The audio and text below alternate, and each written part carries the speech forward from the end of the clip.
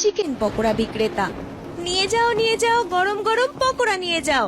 আলুর পকোড়া, পেঁয়াজের পকোড়া, মূলোর পকোড়া, বাঁধাকপির পকোড়া, পনিরের পকোড়া নিয়ে যাও। এসো এসো, নিয়ে নাও গরম গরম পকোড়া নিয়ে যাও। মাধবী পকোড়া বিক্রি করছিল, তখনই হঠাৎ খুব জোর বৃষ্টি শুরু হয়। এই যে মাধবী দিদি, কেমন আছো? আমার জন্য এক প্যাকেট মিক্স পকোড়া প্যাক করে দাও। ঠিক আছে দাদা, এক্ষুনি করে দিচ্ছি।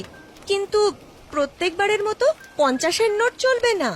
60-এর 250 গ্রাম পকোড়া 60 টাকা দিতেই হবে এবার আপনাকে। এ তুমি কি বলছো?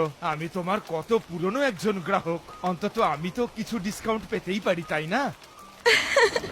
ঠিক আছে দাদা, কি আর দরদাম করব আপনার সাথে। আপনি একটা কাজ করুন, আপনি 50 টাকায় 250 গ্রাম পকোড়া নিয়ে যান। মাঝে মধ্যে তো আমার মনে হয় যে 250 গ্রাম পকোড়া আমার 50 টাকাতেই বিক্রি করা উচিত, কারণ প্রত্যেকেই আপনার মতো 10 টাকা বাঁচানোর কথাই ভাবে। ঠিক যেন মনে হয় প্রত্যেকেরই পকোড়া খাওয়ার সময় নিজের টাকা বাঁচানোর কথা মনে পড়ে। গ্রাহক পকোড়া নিয়ে সেখান থেকে চলে যায়। এরপর বৃষ্টি আরো জোরে পড়তে শুরু করে। মাধবীর পকোড়া আর বিক্রি হয় না, সেই জন্য মাধবী বাড়ি ফিরে আসে। মাধবী ছিল এক অনাথ মেয়ে, যে সবসময় সবাইকে সাহায্য করত আর সবসময় সবার কাজ করত। যেই ও বাড়ি ফিরল, তাকে তার প্রতিবেশী শান্তি, যে ডিম বিক্রি করত, সে বলল, হ্যাঁ রে মা মাধবী, আজ তোর ফিরতে অনেক দেরি হয়ে গেল রে। রোজ তো তুই আগে ফিরিস। তুই যখন থাকিস না, তোকে নিয়ে আমার ভীষণ চিন্তা হয়। মনে হয় আজ তোর পকোড়া একটু বেশি বিক্রি হয়েছে, তাই তো এত দেরি করে এলি। না শান্তি আন্টি, আজ আমার পকোড়া বিক্রি হয়নি অত, কারণ খুব জোরে বৃষ্টি পড়ছিল তো। তাছাড়াও বাড়ি ফিরতে হতো। কিন্তু কাল বৃষ্টি না হলে আমার পকোড়া ভালো বিক্রি হবে জানো। এমনিতেও সবাই বৃষ্টিতে পকোড়া খেতে বেশি ভালোবাসে। হ্যাঁ মাধবী মা, নিজের খেয়াল রাখিস। এখন দিনকালের যা অবস্থা। পরের দিন ধীরে ধীরে যেই বৃষ্টি বাড়ছে, আমার পকোড়া কম বিক্রি হচ্ছে। আর যখন বৃষ্টি পড়ে না, তখনও কম পকোড়া বিক্রি হয়, কারণ এখন তো বেশিরভাগ সবজিতে খুব পোকামাকড় থাকে। আমার কিছু মাথায় আসছে না যে এখন আমি এমন কি করি যাতে আমার পকোড়া আবার বেশি বেশি বিক্রি হবে। এমন কি উপায় আছে যাতে আমার এই সমস্যার সমাধান হয়ে যায়? মাধবী খুব চিন্তায় পড়ে যায়। ওদিকে শান্তিও রয়েছে ভীষণ চিন্তার মধ্যে। মাধবী যখন শান্তিকে চিন্তিত দেখলো, তখন তার কাছে গিয়ে জিজ্ঞেস করে, কি হয়েছে শান্তি আন্টি, তোমায় এত চিন্তিত দেখাচ্ছে যে? সব ঠিক আছে তো? রোজ তো তুমি আমার সাথে কি সুন্দর হাসি মুখে কথা বলো, তাহলে আজ এত মুখ শুকনো কেন? কি আর বলি রে মা, আমার থেকে কেউ মুরগির ডিম কিনছে না, তাই আমি ভাবলাম ওদেরকে কসাইয়ের কাছে বিক্রি করে দিই, কিন্তু সেও ভালো দাম দিতে রাজি নয়। আমি বুঝতে পারছি না কি করে যে সংসারটা চালাবো। আমার ছেলের লেখাপড়ার জন্য তো শহরে কিছু টাকা পাঠাতে হয়। যত দিন যাচ্ছে ততই সংসার চালানো কঠিন হয়ে পড়ছে। তুমি না একদমই চিন্তা করো না জানো শান্তি আন্টি, আমি তোমার সমস্যার কোনো না কোনো সমাধান বের করার চেষ্টা করছি। তখন দেখো তোমার সমস্ত চিন্তা দূর হয়ে যাবে।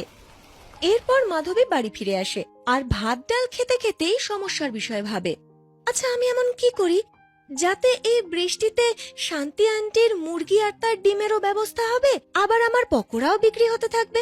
তখন তার মুখে হঠাৎই এঁচোড়ের একটা টুকরো পড়ে, আর সেটা খেয়ে সে বলে, আরে এই এঁচোড়টা তো খেতে একদম চিকেনের মতো লাগছে, মনে হচ্ছে আজকে এতে একটু বেশি মশলা দিয়ে ফেলেছি।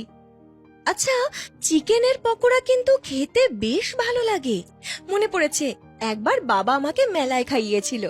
আমি যদি চিকেন পকোড়া বিক্রি করি তাহলে তো বেশ ভালো হবে, আর চিকেন পকোড়ার দামও বেশি। এই যে এতদিন ধরে আমার পকোড়া বিক্রি হচ্ছিল না, তার ক্ষতিপূরণ পেয়ে যাব। আর বৃষ্টির সময় তো চিকেন পকোড়া খেতে সবাই ভালোবাসে। মাধবী এই ভেবে খুব খুশি হয়ে যায়। পরের দিন খুব জোর বৃষ্টি পড়ছিল। তখন সে চিকেনের দোকানে যায় আর বলে, আচ্ছা দাদা, চিকেনের দাম কত একটু বলুন না, আমি পকোড়া করব তো তার জন্য চিকেন চাই। আমার এখানে চিকেন আপনি 250 টাকা কিলোয় পেয়ে যাবেন। দাদা কিছু কম হবে না বুঝি? মাধবী 1 কিলো চিকেন নিয়ে নেয় আর সেটা নিয়ে সে পকোড়া বানিয়ে ঠেলায় করে বিক্রি করা শুরু করে। একটু একটু বৃষ্টি পড়াও শুরু হয়ে যায়। সবাই যখন চিকেন পকোড়ার গন্ধ পায় তখন তার দোকানে আসতে শুরু করে। আর এক গ্রাহক বলে, কি দিদি, তুমি তো আগে সবজি দিয়ে পকোড়া বানাতে, এখন তুমি চিকেনের পকোড়া বিক্রি করছো? হ্যাঁ হ্যাঁ দাদা, আসলে সেই পকোড়া না কম বিক্রি হচ্ছিল, তাই আমি ভাবলাম যে চিকেনের পকোড়া বিক্রি করি, তাহলে বেশি বিক্রি হবে। ঠিক আছে দিদি, তাহলে তুমি আমাকে বরং এক প্যাকেট চিকেন পকোড়া দাও। আর আমাকে তাহলে কত দিতে হবে বলো? দাদা, 250 গ্রাম চিকেন পকোড়ার দাম কিন্তু পড়বে 120 টাকা। ওরে বাবা, তোমার এখানে দাম তো অনেক বেশি। না তাহলে থাক, আমি এত দাম দিয়ে পকোড়া কিনতে পারবো না। এ আপনি কি বলছেন দাদা? এগুলো যে চিকেনের পকোড়া সেটা তো দেখুন, দামি তো হবেই। তাও যদি আপনি না নিতে চান কোনো ব্যাপার না। সেই গ্রাহক এই বলে ওখান থেকে চলে যায়। তখন আরো জোর বৃষ্টি পড়তে শুরু করে। মাধবী তার ঠেলাটা পলিথিন দিয়ে ঢেকে দেয় আর নিজে একটা দোকানে গিয়ে দাঁড়িয়ে পড়ে। আস্তে আস্তে বৃষ্টি কমতে থাকে। তখন অন্যান্য গ্রাহকরা আসতে শুরু করে। তাদের মধ্যে কেউ কেউ চিকেন পকোড়া কেনে, কিন্তু বেশিরভাগ মানুষ এত দামি পকোড়া কিনতে পারে না। মাধবীর কিছু পকোড়া বিক্রি হয় না। সে শান্তি আন্টিকে ডাকে আর বলে, এই নিন, আমার কাছে কিছু পকোড়া থেকে গেছে, আসুন আমরা দুজনে মিলে এগুলো একসাথে খাই। তারপর ওরা দুজন বাইরের বৃষ্টি দেখতে দেখতে পকোড়া খেতে শুরু করে। তারপর শান্তি আন্টি বলে, সে তো ঠিক আছে রে মা, কিন্তু রোজ যদি তোর পকোড়া এভাবে থেকে যায় তাহলে তো তোর ভালো রকমের ক্ষতি হবে। হ্যাঁ আন্টি, আমিও না সেটাই ভাবছিলাম। বুঝতে পারছি না যে আমি আমার সমস্যার কি সমাধান বের করব, কারণ চিকেনের কত দাম, আর চিকেনের পকোড়া তো দামিই বিক্রি করতে হবে। দাম দিয়ে পকোড়া কিনতে কেউ রাজি হচ্ছে না। হ্যাঁ রে মা, ঠিকই বলেছিস। তুই জানিস, আজ আমার ছেলে ফোন করেছিল। ও আমার কাছ থেকে ফিজের জন্য টাকা চাইছিল। বাড়িতে চাল ডাল সব শেষ হয়ে গেছে, কিন্তু তাও আমি ওকে বললাম যে কিছুদিন একটু অপেক্ষা কর, আমি তোকে ঠিক টাকা পাঠিয়ে দেব। আমারও কিচ্ছু মাথায় আসছে না কি করি। এই কথা শুনতে শুনতে মাধবীর মাথায় একটা বুদ্ধি আসে। তখন সে শান্তিকে বলে, শান্তি আন্টি, আমার মাথায় না একটা বুদ্ধি এসেছে। আচ্ছা, দুজনে একসাথে কাজ করলে কেমন হয়? মানেটা কি রে, কি বলতে চাস? তুই তো পকোড়া বিক্রি করিস আর আমি তো ডিম বিক্রি করি, দুজন একসাথে কাজ করব কি করে? শান্তি আন্টি, তুমি তো ডিম বিক্রি করো, যে কারণে তোমাকে মুরগি পুষতে হয়। আর যদি তোমার বেশি ডিমের প্রয়োজন পড়ে তবে তো তোমাকে মুরগি কিনতে হবে। হ্যাঁ রে মা, ঠিকই বলেছিস, কিন্তু আমরা দুজন একসাথে কাজ করব কি করে? সেটাই তো আন্টি, তুমি একটা কাজ করো, তুমি হোলসেলে অনেক মুরগি কিনে নাও আর সেগুলো পুষতে শুরু করো। তুমি সেই মুরগিগুলো সস্তায় আমাকে বিক্রি করে দিও, তারপর আমি সেগুলো পকোড়া করে বিক্রি করব।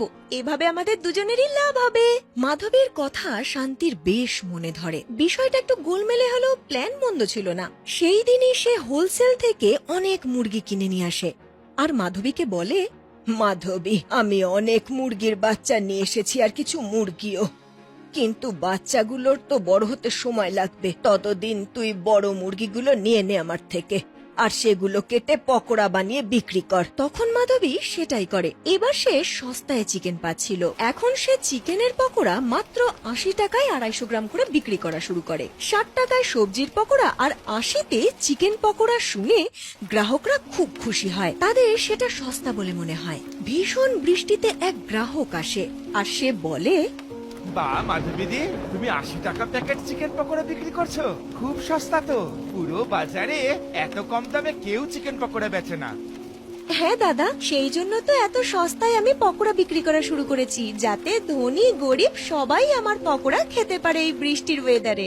এটা তুমি খুব ভালো কাজ করেছো মাধবীদি। ঠিক আছে, আমাকে তুমি ½ কিলো চিকেন পকোড়া প্যাক করে দাও। আমি তো গিয়ে আমার সব বন্ধু বান্ধব আত্মীয় স্বজনদের বলবো যে আমাদের গ্রামে এত কম দামে চিকেন পকোড়া পাওয়া যায়। মাধবী তাকে পকোড়া প্যাক করে দিয়ে দেয়। ধীরে ধীরে গ্রামের সবাই জানতে পারে যে মাধবী এত সস্তায় চিকেন পকোড়া বিক্রি করছে, আর তার ঠেলার সামনে ভিড় হওয়া শুরু হয়ে যায়। অন্যদিকে শান্তি আন্টির মুরগিরা বড় হয়ে যায়। সে ওই মুরগিগুলো মাধবীকে বিক্রি করে দেয় এবং আরো মুরগি কিনে নিয়ে আসা শুরু করে। এইভাবে দুজনের ব্যবসা ভীষণ ভালো চলছিল। ওদিকে শান্তি আন্টির ছেলেরও লেখাপড়া শেষ হয় এবং সে বাড়ি ফিরে আসে। সে যেই মাধবীকে দেখে সে তার দৃষ্টি সরাতে পারে না আর তার মাকে এই বিষয়ে বলে, মা, মাধবী কি সুন্দর না? আমার ওকে খুব ভালো লাগে। তোমার যদি কোনো আপত্তি না থাকে, আমি মাধবীকে বিয়ে করতে চাই। আমার আবার কি অসুবিধে হবে রে বাবা, তুই তো আমার মুখের কথা কেড়ে নিয়েছিস। মাধবীর মতো মেয়ে আমি আর কোথাও পাবো নাকি? আমি আজই ওর সাথে কথা বলবো। তারপর শান্তি আন্টি মাধবীর সাথে কথা বলে। মাধবীও লজ্জা লজ্জা মুখ করে প্রস্তাবে সম্মতি জানায়, আর শান্তি আন্টির ছেলের সাথে মাধবীর বিয়ে হয়ে যায়। মাধবী শান্তি আন্টির বৌমা হয়ে যায়। ওরা এখন দুজনে একসাথে মিলেমিশে ব্যবসা করছে আর সুখে শান্তিতে জীবন কাটাচ্ছে।